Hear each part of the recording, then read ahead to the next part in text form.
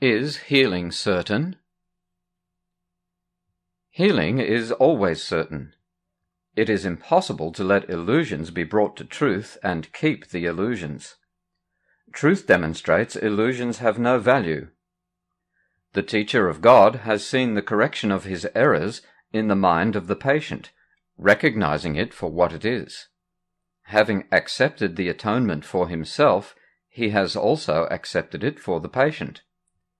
Yet what if the patient uses sickness as a way of life, believing healing is the way to death?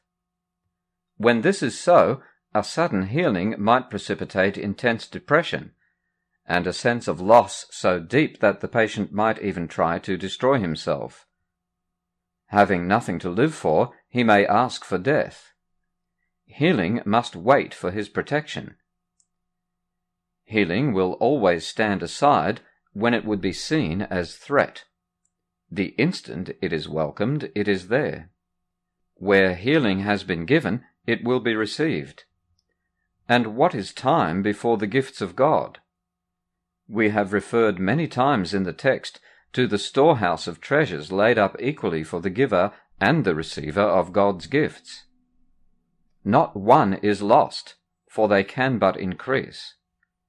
No teacher of God should feel disappointed if he has offered healing and it does not appear to have been received. It is not up to him to judge when his gift should be accepted.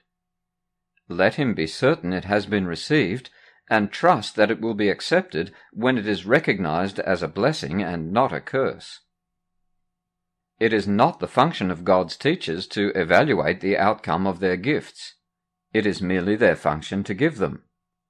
Once they have done that, they have also given the outcome, for that is part of the gift. No one can give if he is concerned with the result of the giving. That is a limitation on the giving itself, and neither the giver nor the receiver would have the gift. Trust is an essential part of giving.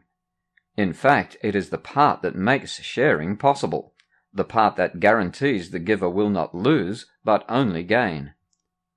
Who gives a gift and then remains with it to be sure it is used as the giver deems appropriate?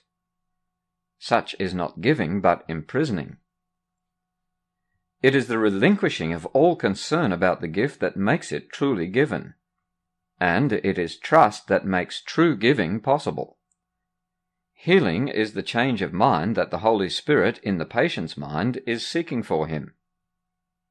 And it is the Holy Spirit in the mind of the giver who gives the gift to him. How can it be lost? How can it be ineffectual? How can it be wasted?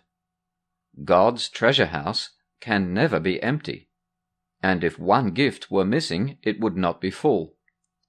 Yet is its fullness guaranteed by God.